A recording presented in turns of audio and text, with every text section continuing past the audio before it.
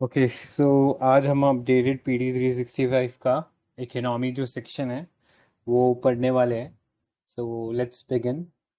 So first topic हमारा इसमें है ह्यूमन डेवलपमेंट रिपोर्ट के बारे में। अभी 23-24 के लिए रिपोर्ट आया है। यूएनडीपी ये ह्यूमन डेवलपमेंट रिपोर्ट या ह्यूमन डेवलपमेंट इंडेक्स जो है वो रिलीज करता है। और इस बार ये जो रिपोर्ट निकला इसका टाइटल रहा था breaking the gridlock reimagining cooperation in a polarised world. ठीक है, अब ये एच क्या होता है ये देखते हैं।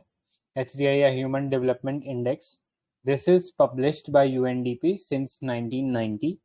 और ये एक स्टैटिस्टिकल मेजर है जिससे हम एक कंट्री के जो परफॉर्मेंस है ऑन टर्म्स ऑफ कि उधर का जो ह्यूमन डेवलपमेंट है किस लेवल का हुआ है उसको असेस करने के लिए एक मैथमेटिकल या एक स्टैटिस्टिकल मेजर या इंडेक्स तैयार किया गया था। इसमें 3 डायमेंशंस होते हैं। पहला डायमेंशन होता है long life, long and healthy life.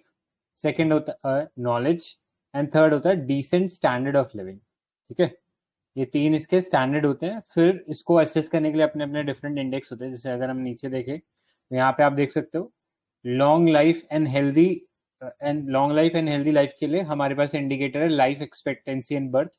उस कंट्री में कैसा लाइफ एक्सपेक्टेंसी है बर्थ के दौरान, उस पर डिपेंड करेगा। नेक्स्ट नॉलेज की बात करें तो यहाँ पे 2 इंडिकेटर आते हैं, expected years of schooling and mean years of schooling. ठीक है, इन दो फैक्टर्स के ऊपर या इन दो इंडिकेटर्स के ऊपर जो एजुकेशन इंडेक्स है वो निकाला जाता है। And lastly standard of living, तो स्टैंडर्ड ऑफ लिविंग में पर कैपिटा जो इनकम है वो हम देखते हैं। ठीक है, सो इन तीनों इंडिकेटर से हमें ह्यूमन डेवलपमेंट इंडेक्स निकलता है। अब एक चीज याद रखना, ह्यूमन डेवलपमेंट जो इंडेक्स है उसमें जो रेंज रहता है वो 0 से 1 के बीच में रहता है। 0 being the baddest, 1 being the most perfect. ठीक है, उसके अंदर फिर डिफरेंट ग्रेडेशन किया गया है। जैसे अगर कोई कंट्री जिसका रैंकिंग या जो इंडिकेटर है वो 0.550 से नीचे है तो लो ह्यूमन डेवलपमेंट इंडेक्स पे कंट्री आ जाता है। फिर मीडियम ह्यूमन डेवलपमेंट की अगर हम बात करें तो वहां पे 0.550 से लेके 0.699 तक आ जाता है।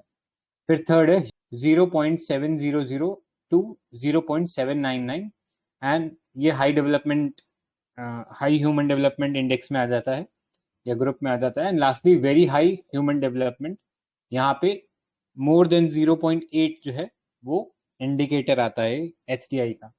राइट, अब ये ब्रॉडली आइडिया होना चाहिए बिकॉज अभी हम पढ़ेंगे कि इंडिया का भी रैंकिंग क्या है। ठीक है, और इंडिया का जो रैंकिंग है वो कौन सी कैटेगरी में पड़ेगा तो आपको अभी बता देता हूँ, मीडियम ह्यूमन डेवलपमेंट में हम लोग आएंगे। ठीक है, अब ये वाला जो एच है ये डिजाइन किसने किया था, तो this was develop by a Pakistani economist महबूब उल हक। ठीक है, उन्होंने ये डिजाइन किया था, तो ये एक चीज पता होना चाहिए। नेक्स्ट कंट्रीज कौन सी इसमें टॉप पे हैं, तो कंट्रीज में यू विल फाइंड जो नॉर्डिक कंट्रीज हैं वो इसमें ज़्यादा बेटर रैंकिंग पे मिलेंगी। जैसे आप यहाँ पे देख सकते हो Sweden was rank first, Norway was second and third was, sorry ये स्विट्जरलैंड है, my bad.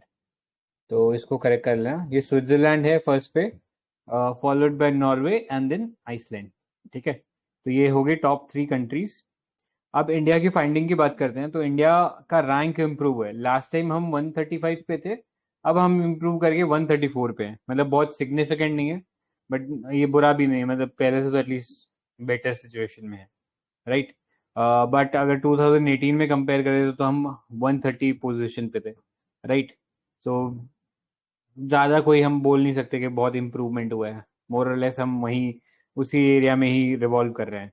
And then H value की बात करें तो इंक्रीज हुआ है टू 0.644 फ्रॉम 0.633। तो यानी हम मीडियम ह्यूमन डेवलपमेंट ग्रुप के अंदर आते हैं। लाइफ एक्सपेक्टेंसी इंप्रूव हुआ है 67.7 ईयर्स से। और जो एक्सपेक्टेड ईयर ऑफ स्कूलिंग है वो इम्प्रूव हुआ है to 12.6 and mean year of schooling भी इम्प्रूव हुआ है 6.57 and gross per national cap income per capita जो है वो भी इम्प्रूव हुआ है। ठीक है, अब नंबर याद रखने की जरूरत नहीं है, बस आपको ये पता होना चाहिए पैरामीटर कौन कौन से बेटर किए हैं। राइट, अगर हम अपने नेबरहुड में देखें तो इंडिया का पोजीशन सबसे खराब है। चाइना हमसे ऊपर है, श्रीलंका हमसे ऊपर है, मालदीव हमसे ऊपर है, भूटान हमसे ऊपर है, बांग्लादेश हमसे ऊपर है, राइट। तो ये थोड़ा सा एक चीज है जिसके अंदर हमें इम्प्रूवमेंट करने की सिग्निफिकेंटली जरूरत है। अब आगे चलते हैं, कुछ और इंडेक्सेस भी हैं जो हमें पता होना चाहिए, जैसे जेंडर इनइक्वालिटी इंडेक्स होगा। अब जेंडर इनइक्वालिटी इंडेक्स हम लोगों ने अभी एक रिसेंटली एक टेस्ट सीरीज में देखा था कि उसमें पूछा हुआ था क्या क्या चीजें आती है, तो अपने को पता होना चाहिए रिप्रोडक्टिव हेल्थ हो गया, वुमेन एम्पावरमेंट हो गया, लेबर मार्केट में क्या परफॉर्मेंस है, ये की डायमेंशंस रहते हैं जेंडर इनइक्वालिटी इंडेक्स में। फिर एमपीआई होता है, मल्टी डायमेंशनल पावर्टी इंडेक्स। तो इसमें बता सकते हो कितने इंडिकेटर्स होते हैं?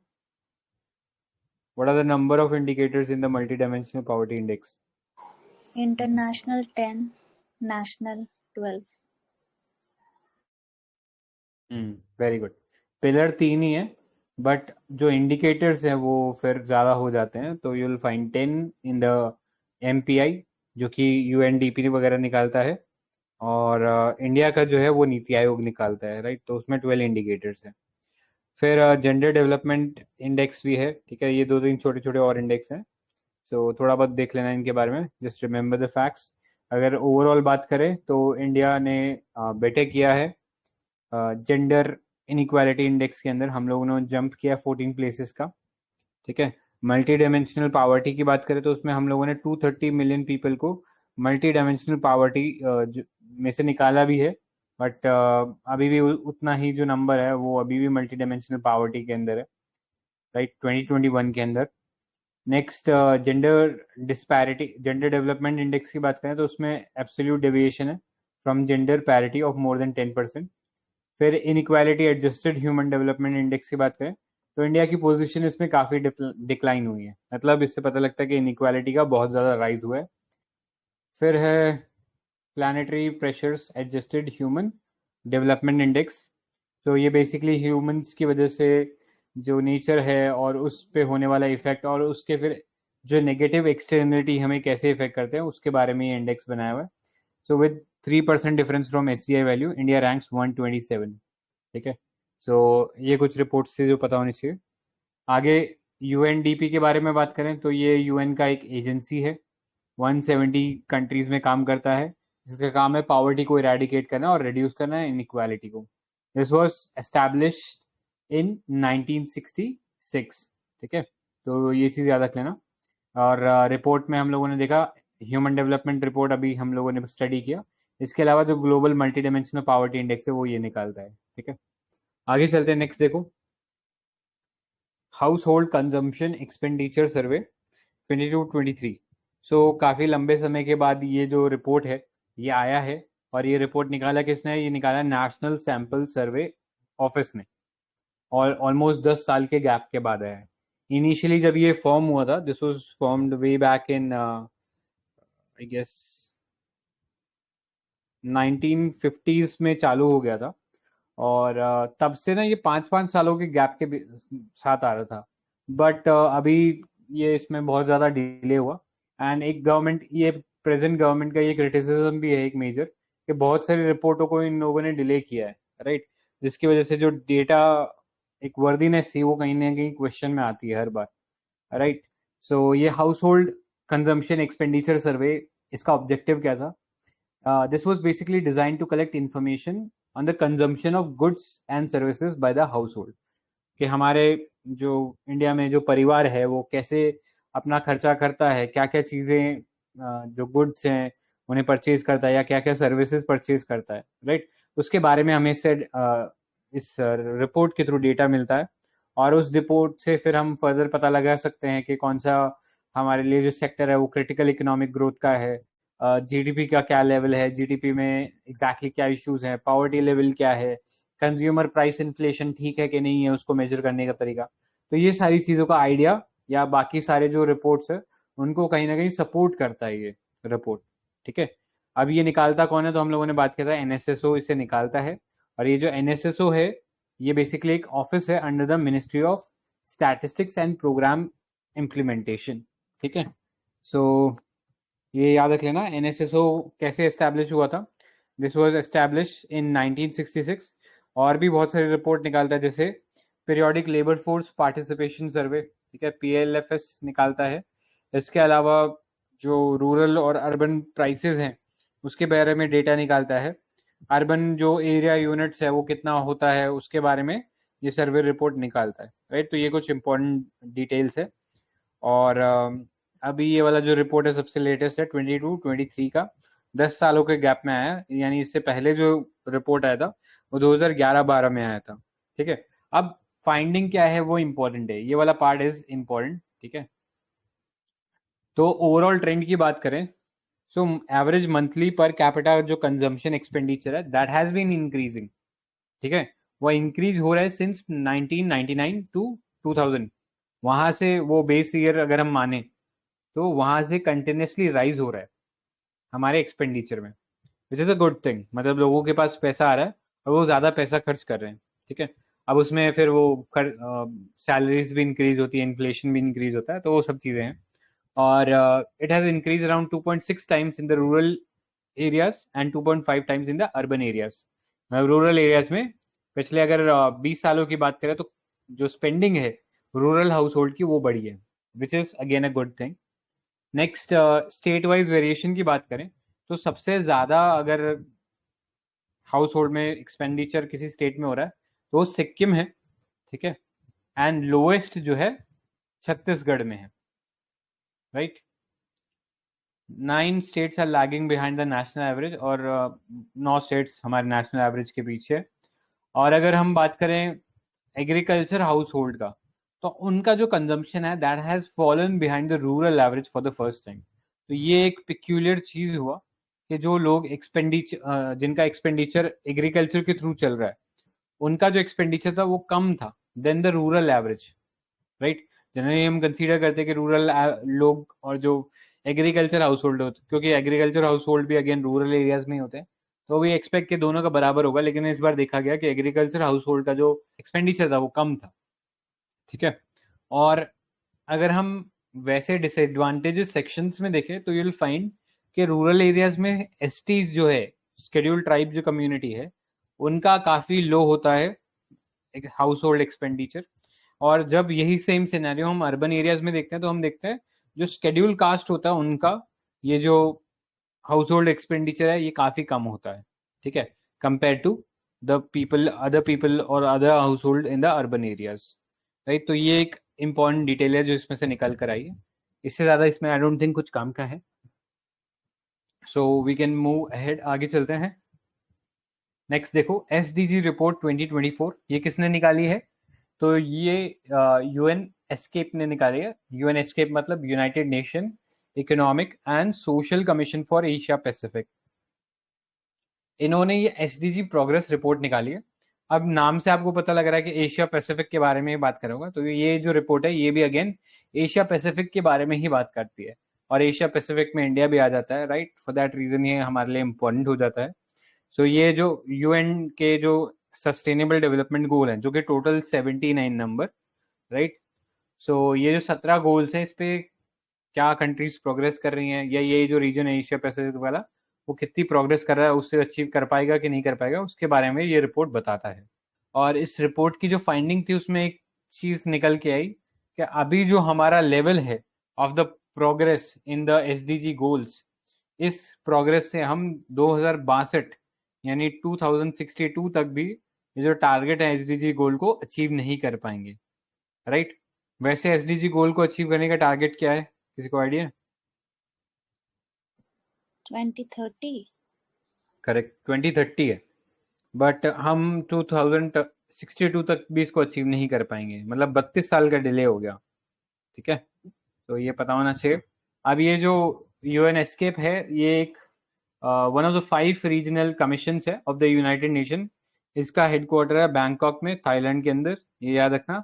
और ये एस्टैब्लिश हुआ था, वैसे तो ये 1947 में एक दूसरे एजेंसी के नाम से चल रहा था, तब इसका नाम United nation economic commission for Asia and far east था, बट 1974 में इसका नाम बदल दिया गया और इसको UN एस्केप बुलाया गया, United nation economic social commission for Asia Pacific, ठीक है। तो ये चीज़ इसमें याद रखना। इसमें कोई डाउट या कोई क्वेश्चन अभी तक? ठीक है, फिर आगे चलते हैं। नेक्स्ट देखो नेक्स्ट गवर्नमेंट फाइनेंस के बारे में है। तो पहला इसमें टॉपिक है गवर्नमेंट सिक्योरिटीज़ का। तो ये न्यूज़ में इसलिए आया बिकॉज आरबीआई ने अभी परमिट किया है lending and borrowing of government securities, और उसको इफेक्ट लाने के लिए उन्होंने आरबीआई डायरेक्शंस इशू किए। ठीक है, इसलिए ये न्यूज़ में आ जाता है हमारे लिए। और गवर्नमेंट सिक्योरिटीज़ लेंडिंग की बात करें, सो ये जो जीएसएल ट्रांजैक्शन होता है इसके अंदर गवर्नमेंट इशू करती है ये गवर्नमेंट सिक्योरिटीज़ को, या जो सेंट्रल गवर्नमेंट होती है वो ये G6 इशू करती है। और इसमें ट्रेजरी बिल नहीं होता। ठीक है, ये वाला जो जीएसएल ट्रांजैक्शन है इसमें ट्रेजरी बिल नहीं होता, तो ये वाला याद रख लेना। एंड एक चीज़ बेसिक डिफरेंस आपको पता होना चाहिए, गवर्नमेंट सिक्योरिटीज़ या ट्रेजरी बिल कौन हमेशा प्रोड्यूस कर सकता है या प्रेजेंट कर सकता है, तो वो सेंट्रल गवर्नमेंट होती है। सेंट्रल गवर्नमेंट इन्हें पब्लिश कर सकती है या इशू कर सकती है टी बिल्स को, और गवर्नमेंट गिल्ट एज सिक्योरिटीज को, G6 को। लेकिन जो स्टेट गवर्नमेंट होती है वो स्टेट डेवलपमेंट लोन इशू करती है, वो ट्रेजरी बिल नहीं इशू कर सकती। ठीक है, तो ये थोड़ी सी बेसिक डिटेल इसमें अपने को पता होने चाहिए। आगे चलो, नेक्स्ट बेनिफिट्स क्या है गवर्नमेंट सिक्योरिटी के। सो यहाँ पे आप देखोगे इसका सबसे मेजर बेनिफिट है, एक तो गवर्नमेंट सिक्योरिटी मार्केट इम्प्रूव होता है, उसकी डेप्थ, उसमें लिक्विडिटी बढ़ती है, और बेटर प्राइस डिस्कवरी होती है, ज़्यादा लोगों का पार्टिसिपेशन होता है, इन्वेस्टमेंट बढ़ता है, ऑपरेशनल एफिशिएंसी आती है, और प्लस ये काफ़ी सिक्योर है। आपको पता है गवर्नमेंट सिक्योरिटीज़ को गिल्ट एज सिक्योरिटीज़ भी बोलते हैं, बिकॉज ये कभी भी डिफॉल्ट नहीं हो सकती, क्योंकि these are backed by the government, right. तो वो कभी भी डिफॉल्ट नहीं होगा। तो सबसे सिक्योर फॉर्म ऑफ इन्वेस्टमेंट बोल सकते हैं इसे।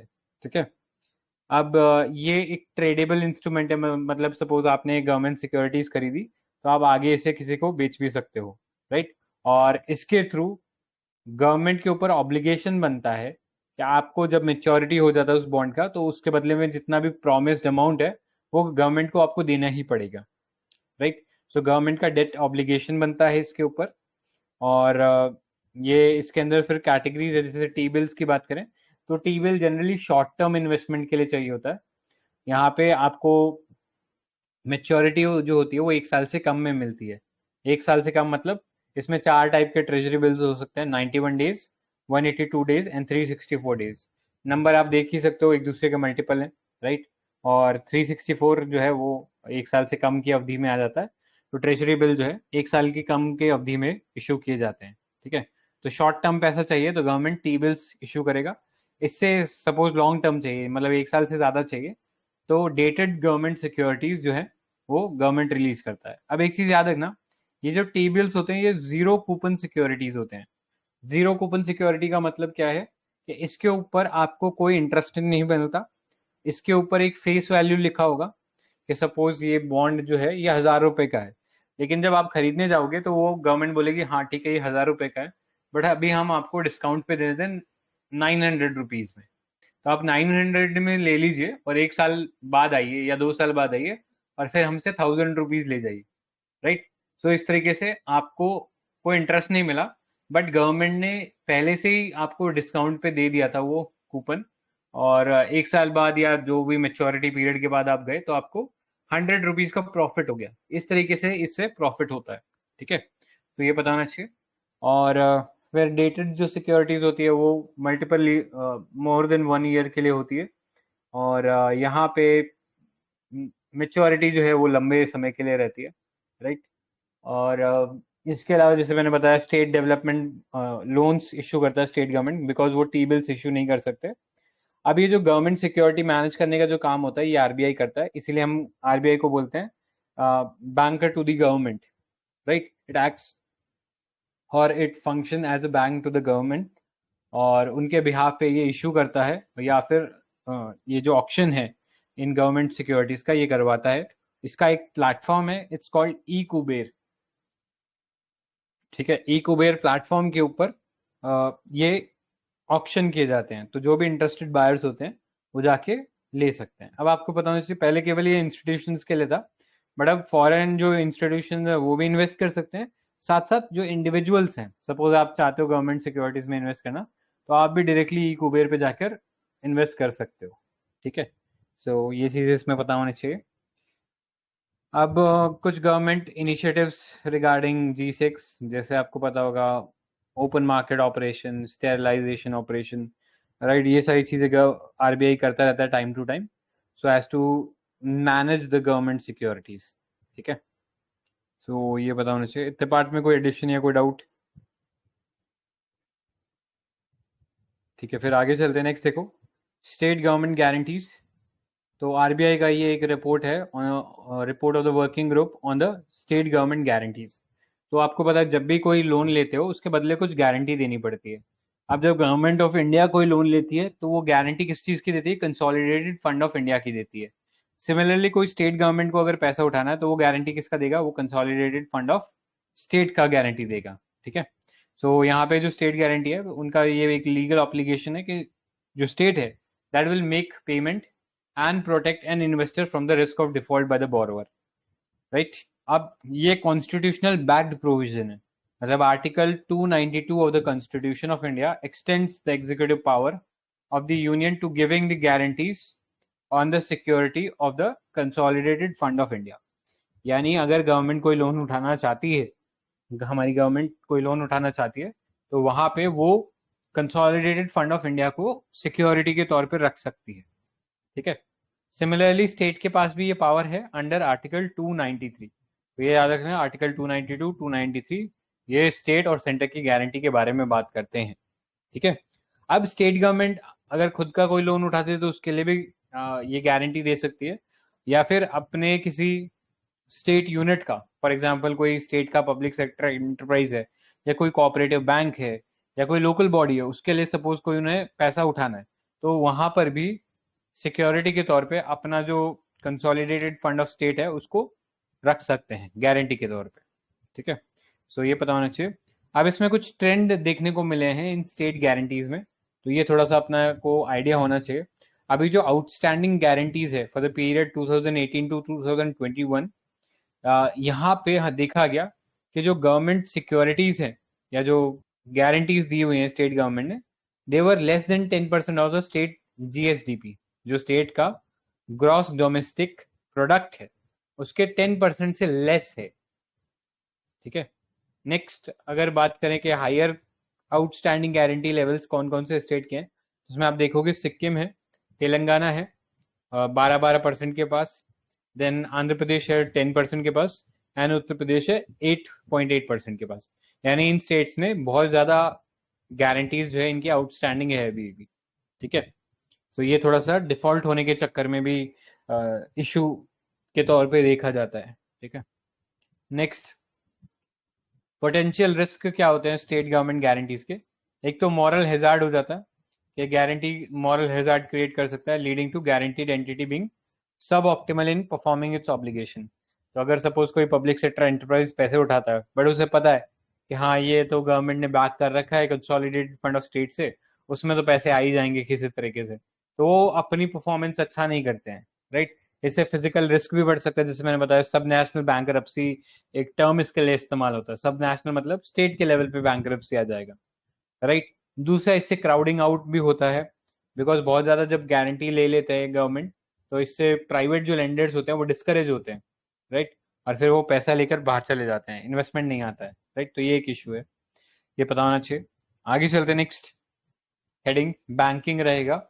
बैंकिंग में पहला टॉपिक देखिए, नॉन परफॉर्मिंग एसेट्स। सो अभी RBI का एक annual trend and progress of banking in India report निकला फॉर द ईयर 22-23। इसमें देखा गया कि हमारा जो gross NPA that fell to 3.9%, मतलब ये अच्छी चीज है, राइट। NPA नीचे गिरा है, नॉन परफॉर्मिंग एसेट नीचे गिरा है, वो एक अच्छी चीज है हमारे बैंकिंग सेक्टर के लिए। ठीक है, तो कोई बता सकता है NPA होता क्या, what is NPA?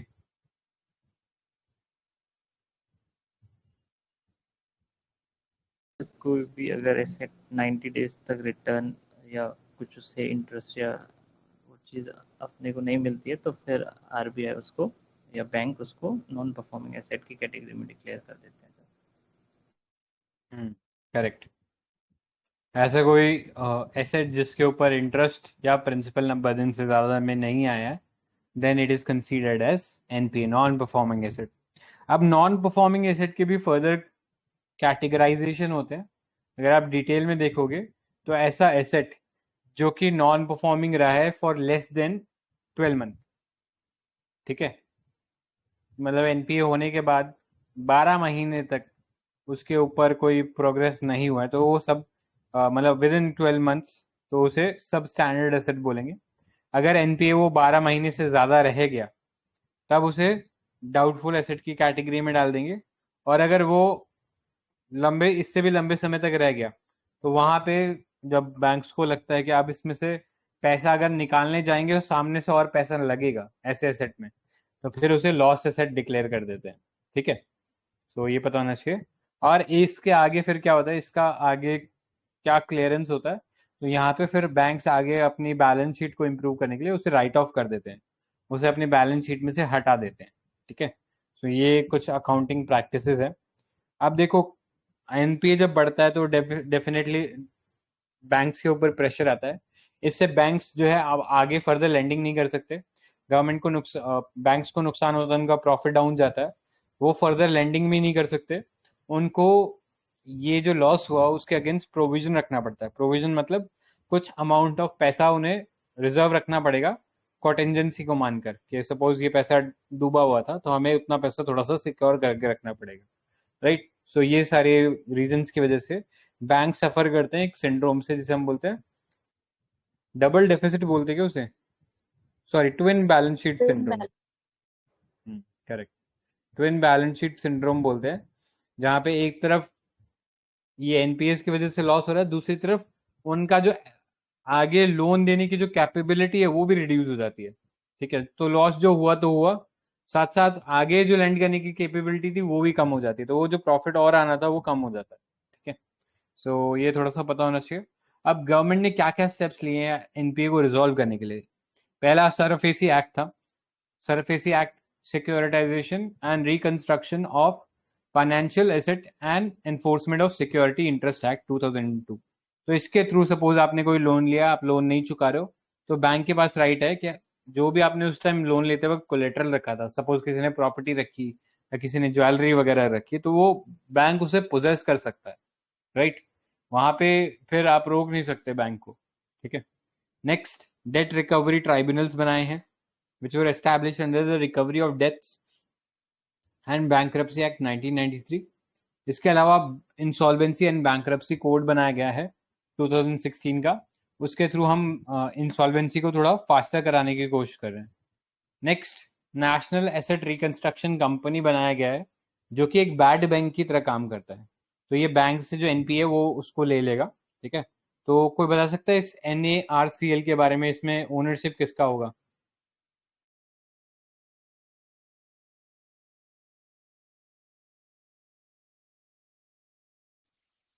PPP model जैसा है ना, गवर्नमेंट प्लस प्राइवेट बैंक्स का ग्रुप है। नहीं, ये देखो यहाँ पे जो NARCL है, दिस इज इनकॉर्पोरेटेड, ये दिख रहा है ना सभी को, ये और जूम करने की जरूरत है? दिख रहा है। हाँ तो ये देख लेना, NARCL has been incorporated under companies act. इसको आरबीआई से लाइसेंस मिला है as asset reconstruction company. Asset reconstruction company जो है सराफेसी एक्ट वगैरह के अंदर बनती है, राइट। और ये जो NARCL है ये क्या करेगा, ये बैंक से उनका एनपीए उठा लेगा। सपोज किसी की फैक्ट्री थी, वो एनपीए हो गई है, तो बैंक बोलेगा ठीक है हमारा ये आप एनपीए ले लो और इसके बदले हमें जो भी पैसा है जितना आपको लगता है ठीक है उतना दे दो, राइट। तो अब बैंक के ऊपर वो सरदर्दी नहीं है कि उसे वो रिकवर करने जाए और उसमें माथापच्ची करे, तो ये अपना जो भी एनपीए होता है सीधा ट्रांसफर कर देंगे NARCL को, तो ये बैड बैंक की तरह काम करेगा। यहाँ पे पब्लिक सेक्टर बैंक्स की 51% ओनरशिप रहेगी, बाकी जो है गवर्नमेंट के पास रहेगा। फिर नेक्स्ट एक बैंक बनेगा कॉल्ड IDRCL, मतलब बैंक नहीं है ये भी, अगेन एक ARC है, एसेट रिकंस्ट्रक्शन कंपनी। और ये जो है इसका काम होगा to sell the stress asset. तो ये बेसिकली क्या होगा, बैंक्स जो है NARCL को अपना स्ट्रेस एसेट दे देगा, उसके बदले ये उन्हें कुछ सिक्योरिटीज वगैरह दे देगा, राइट, बैंक्स को। फिर NARCL आगे IDRCL को वो जो स्ट्रेस एसेट है वो बेचेगा, और फिर ये जो एजेंसी है IDRCL उसे बेचने का काम करेगी इन द मार्केट। अब यहाँ पे जो ओनरशिप है इधर आप देखोगे कि 49% जो है वो पब्लिक सेक्टर बैंक्स और पब्लिक फाइनेंशियल इंस्टीट्यूशन के पास रहेगा, 49%। बाकी जो 51% है ये प्राइवेट सेक्टर के पास रहेगा। ठीक है, सो ये दोनों जो एजेंसीज हैं या ये दोनों जो कंपनीज हैं, NARCL और IDRCL, ये दोनों मिलके एक इंडिया के अंदर बैड बैंक जो है वो क्रिएट किया है।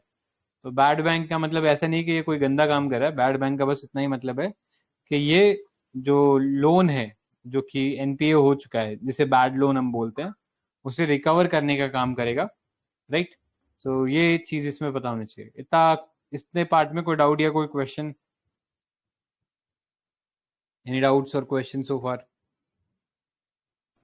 सर इसे जैसे कौन परचेज करेगा, मतलब ये पहले से एनपीए है तो मतलब। देखो क्या होता है ना, सपोज आप एक फैक्ट्री चला रहे थे, ठीक है, अब आपको लग रहा है कि नहीं है मैं तो दिवालिया घोषित हो रहा हूँ और मेरे बस की नहीं अब पेमेंट करना। ठीक है, तो अब आप अपना जो भी लोन लिया था मुझसे आप नहीं दे पा रहे हो, तो मेरे पास क्या है, आपका कोलेटरल है कि हाँ वो तुम्हारे पास फैक्ट्री थी तो वो मैं ले लेता हूँ। लेकिन धीरे धीरे क्या होती है, फैक्ट्री की जो अगर सपोज उस पर कोई मेंटेनेंस नहीं हो रहा तो धीरे धीरे वो डिटियोरेट करने लगेगी।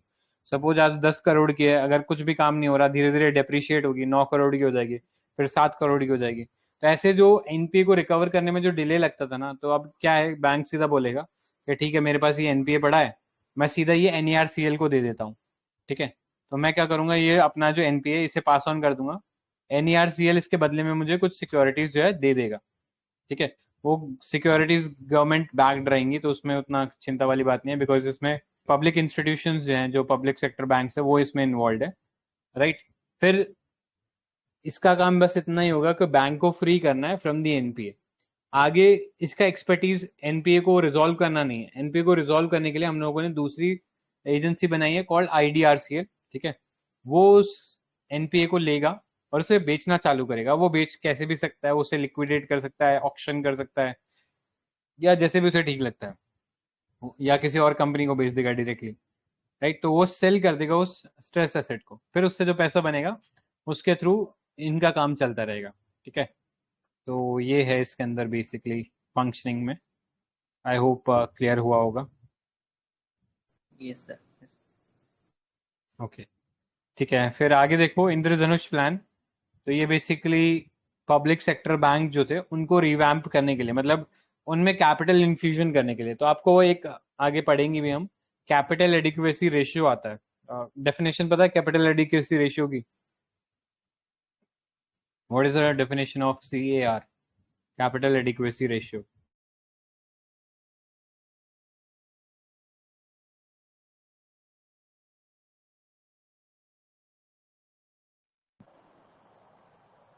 फॉर्मूला तो पता नहीं, लेकिन आई थिंक बैंक्स के की जितनी डिमांड और टाइम लाइबिलिटीज है, उस डिपॉजिट्स में से कितना रिस्क वो इसी तरह होता है, पता नहीं। हाँ मतलब जो हम डिपॉजिट्स डालते हैं ना, तो वो तो बैंक के लिए लाइबिलिटी है। बैंक के लिए एसेट क्या होता है, जब बैंक आगे लोन देता है वो उसके लिए एसेट होता है। ठीक है, तो कैपिटल एडिक्वेसी रेशियो मतलब जो टोटल कैपिटल है बैंक का, वो न्यूमरेटर में अपॉन डिवाइडेड बाय जो डिफरेंट टाइप के लोन बैंक ने दिए हैं और उस पर कितना रिस्क है। ठीक है, कोई हो सकता है कि बहुत सिक्योर लोन हो के ये तो पता ही है कि पूरा आएगा, बट कुछ ऐसे भी लोन होगा जो कि बहुत ज्यादा वोलेटाइल होगा, मतलब जो काफी ज्यादा रिस्की होगा। राइट, तो इस सेंस में कैपिटल एडिक्वेसी रेशियो बेसिकली हमें बैंक के हेल्थ या उसकी परफॉर्मेंस के बारे में बताता है। ठीक है, तो अगर कैपिटल एडिक्वेसी रेशियो ठीक है तो इससे हमें पता लगता है कि हाँ bank is doing good, but अगर कैपिटल एडिक्वेसी रेशियो बेकार है तो उससे हमें पता लगता है कि बैंक जो है ये अभी सही नहीं चल रहा है। राइट, इसके कुछ मैनेजमेंट में या इसके कुछ स्ट्रक्चर में चेंज करने की जरूरत है। तो अगर कैपिटल एडिक्वेसी रेशियो पुअर होता है तो RBI उस पर कुछ कंडीशंस लगा सकता है। तो अगर वो पुअर है तो वहां पे कंडीशन ऐसी लगा देगा जिसके थ्रू वो ज्यादा लेंडिंग नहीं कर सकता। जब ज्यादा लेंडिंग नहीं कर पाएगा तो पैसे नहीं कमा पाएगा। ठीक है, तो इन सब चीज़ों से बचने के लिए कैपिटल एडिक्वेसी रेशियो को मेंटेन या अच्छा मेंटेन रखना ज़रूरी है। और इसके लिए टाइम टू टाइम अगर किसी बैंक के अंदर कैपिटल की कमी पड़ रही है तो वहां पे हम कैपिटल इन्फ्यूजन करते हैं। तो ये जो इंद्रधनुष प्लान है, इसके थ्रू गवर्नमेंट ने पब्लिक सेक्टर बैंक्स के अंदर फ्रेश जो पैसा था वो इन्वेस्ट किया ताकि उनका कैपिटल बढ़े, और जब कैपिटल बढ़ेगा तो उनका जो एडिक्वेसी रेशियो है ये इम्प्रूव होगा। ठीक है, कैपिटल एडिक्वेसी रेशियो इम्प्रूव होना चाहिए। अगर वो कम होता है तो फिर वो चिंता का विषय होता है। ठीक है, तो ये पता होना चाहिए। अब आगे चलते हैं, यूपीआई के बारे में बात करते हैं। यूपीआई आपने कई बार सुना भी है, मतलब सबने सुना ही है कई बार, तो क्या सब नहीं सुना है, बट यूपीएससी ने 2-3 बार इसमें क्वेश्चन भी पूछा हुआ है यूपीआई के बारे में। ठीक है, तो इसको थोड़ा सा अच्छे से देख लेते हैं। अभी जो न्यू रूल्स आए हैं उसमें आरबीआई ने कुछ मॉडिफिकेशंस किए हैं। पहला मॉडिफिकेशन क्या है इसके अंदर, जो ट्रांजैक्शन लिमिट है उन्हें एनहांस कर दिया गया है। ठीक है, सो यहाँ पे आप देखोगे फॉर हॉस्पिटल्स और एजुकेशनल इंस्टीट्यूशन जो लिमिट है ट्रांजैक्शन की वो 5 लाख तक कर दी गई है। सपोज आपको आज एक दिन किसी हॉस्पिटल में या एजुकेशनल इंस्टीट्यूशन में पैसे ट्रांसफर करने हैं तो आप 5 लाख तक पैसे अब ट्रांसफर कर सकते हो। पहले ये जो अमाउंट था केवल 1 लाख तक था, आप एक दिन में 1 लाख से ज्यादा पेमेंट नहीं कर सकते थे। बट अब गवर्नमेंट ने सॉरी आरबीआई ने इसे चेंज करके 5 लाख अपर लिमिट कर दिया है। राइट, बाकी जनरल पर्पसेस के लिए अभी भी ये 1 लाख रहेगा, केवल जो हॉस्पिटल और जो एजुकेशनल इंस्टीट्यूशन है वहां पे ये 5 लाख किया गया है। ठीक है, ये तो ये याद रखना है। इसके अलावा जो कैपिटल मार्केट है, सपोज आप स्टॉक मार्केट में पैसे लगाते हो तो वहां पे जो लिमिट है इसे रेज कर दिया गया है अप टू 2 लाख।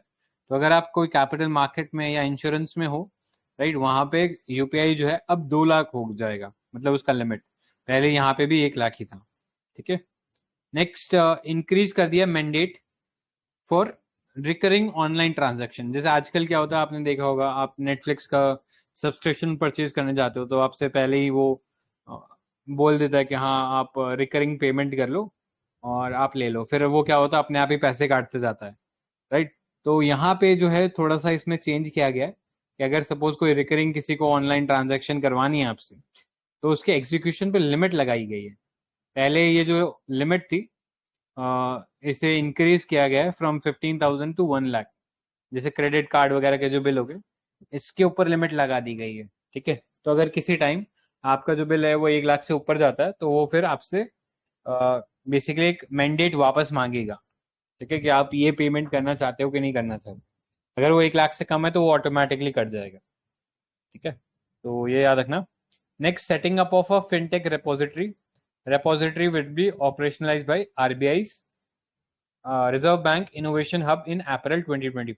तो इम्पोर्टेंट है, हम लोग एक फिनटेक रेपोजिटरी बना रहे हैं। ठीक है, अब यूपीआई के बारे में बात कर लेते हैं। तो यूपीआई बेसिकली एक प्लेटफॉर्म या एक टेक्नोलॉजी डिजाइन की गई है बाय एनपीसीआई इन 2016। इसके थ्रू हम लोग किसी भी जो यूजर है, चाहे आप कोई भी अकाउंट आपके पास है या कोई भी आप मोबाइल एप्लीकेशन यूज कर रहे हैं और मेरे पास कोई दूसरा मोबाइल एप्लीकेशन है, फिर भी हम पेमेंट कर सकते हैं। राइट, सो ये एक इंटर ऑपरेबल प्लेटफॉर्म है पेमेंट के लिए, एनपीसीआई ने डिजाइन किया था and build over the immediate payment service infrastructure. ये जो इमीडिएट आईएमपीएस इंफ्रास्ट्रक्चर सर्विस है ये अभी भी चल रही है। राइट, अभी भी आप अगर कोई नेट बैंकिंग खोलोगे तो उसमें आपको ये आईएमपीएस देखने को मिलेगा। इसी के ऊपर एनपीसीआई ने यूपीआई को डेवलप किया। राइट, अब यूपीआई बहुत सारे देशों में हम लोगों ने ओपन किया, जैसे हम लोगों ने इंटरनेशनल रिलेशन के पीटी में पढ़ा था, तो इस पे भी क्वेश्चन हो सकता है, तो आपको ये पता होना चाहिए कि Oman, UAE, France, Nepal, Bhutan, Sri Lanka, Mauritius, Malaysia, इन सब कंट्रीज के अंदर यूपीआई जो है वर्क कर रहा है। अभी रिसेंटली यूपीआई का 123 पे नाम से एक वर्जन लॉन्च किया गया था और इसमें बिना किसी इंटरनेट कनेक्शन के थ्रू आप यूपीआई पेमेंट कर सकते हो। तो ये फीचर फोन के थ्रू आप पेमेंट कर सकते हो। फीचर फोन मतलब जैसे आजकल हम जो यूज करें वो तो स्मार्टफोन है, राइट, जिसमें पूरा इंटरनेट चलता है, टच स्क्रीन है, राइट, वो सब चीजें हैं। लेकिन आज से पहले, आज से अराउंड 12-13 साल पहले हम जो फोन यूज करते थे कीपैड वाले, जो कि स्मार्ट नहीं थे, उन्हें फीचर फोन बोलते हैं। तो उनमें भी पेमेंट हो सके यूपीआई के थ्रू, उसके लिए यूपीआई 123 पे बनाया गया था। नेक्स्ट, और कई नए फीचर्स लॉन्च किए गए, जैसे यूपीआई लाइट एक्स करके एक लॉन्च किया गया। तो ये बेसिकली एक वर्जन है यूपीआई का जिसके थ्रू यूजर जो है वो पैसा भेज भी सकते हैं और मंगा भी सकते हैं offline through any compatible device that supports NFC. ठीक है, नियर फील्ड कम्युनिकेशन टेक्नोलॉजी अगर कोई डिवाइस यूज कर रहा है तो उसका उससे भी हम पेमेंट कर सकते हैं। ठीक है, एनएफसी हम लोगों साइंस एंड टेक में पढ़ा भी है। ये बेसिकली एक शॉर्ट रेंज का कम्युनिकेशन टेक्नोलॉजी है। जैसे आपने देखा होगा ना, मेट्रो में जब आप जाते हो, दिल्ली मेट्रो के अंदर या और भी किसी मेट्रो में, मोस्टली में वो कार्ड लगता है, एक स्मार्ट कार्ड। तो स्मार्ट कार्ड आप जैसे ही टच करते हो उस गेट के ऊपर, तो गेट खुद वो एनएफसी टेक्नोलॉजी के ऊपर वर्क करता है। ठीक है, सो बहुत क्लोज डिस्टेंस में ये काम करेगा। नेक्स्ट आगे देखो, यूपीआई टैप एंड पे। तो ये again NFC enabled QR code होता है at merchant to complete the payment with a single tap without entering the PIN. ठीक है, यूपीआई लाइट भी बेसिकली यही चीज है कि छोटे छोटे जो ट्रांजेक्शन होंगे अब उसमें आपको हर बार पासवर्ड नहीं डालना पड़ेगा। जैसे आपने देखा भी होगा अभी रिसेंटली गूगल पे और फोन पे के एक ऐड आ रहे थे जिसमें वो बता रहे थे कि छोटी छोटी पेमेंट के लिए बार बार क्यों डालना ये पासवर्ड, छोटी पेमेंट डायरेक्टली हो जाएगी। राइट, तो ये यूपीआई लाइट है। क्लियर, सो ये चीज याद रख लेना। इतना ही था इसमें, आगे चलते हैं। इतने पार्ट में अभी तक किसी को कोई डाउट या कोई क्वेश्चन?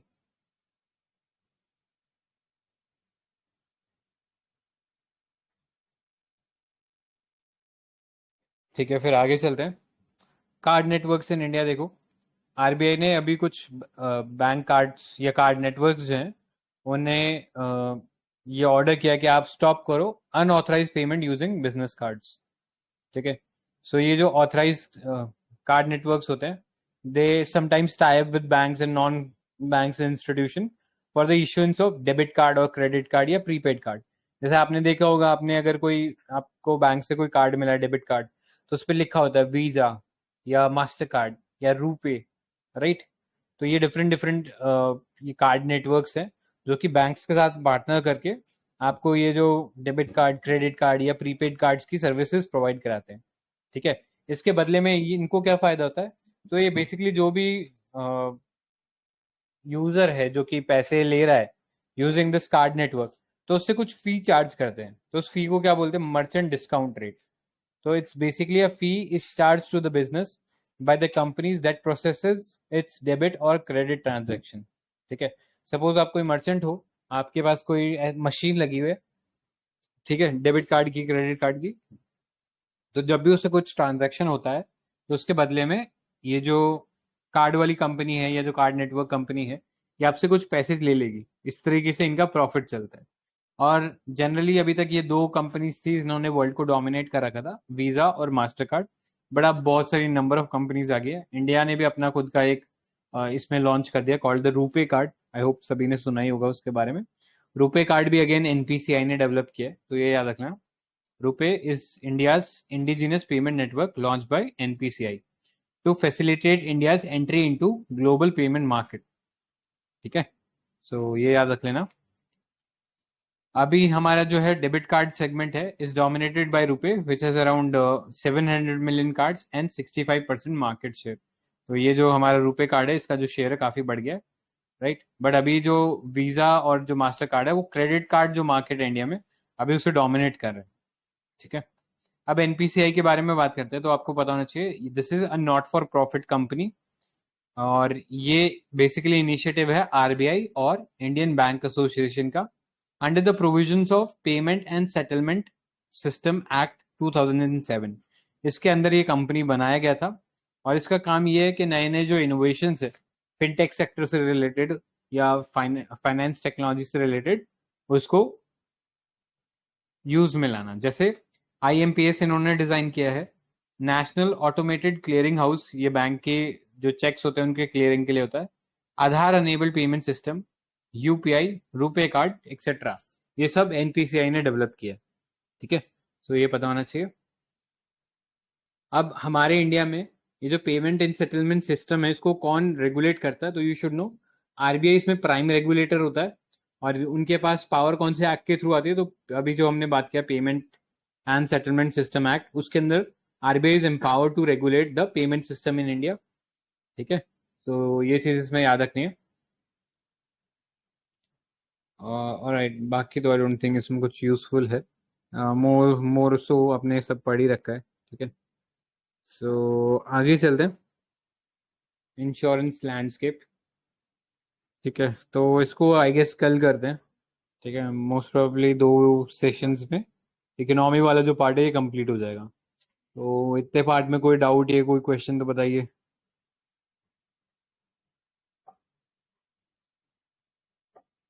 Hello hello. ठीक है गाइस, तो फिर आज के लिए एंड करते हैं। Thank you for joining. Good night guys, bye bye.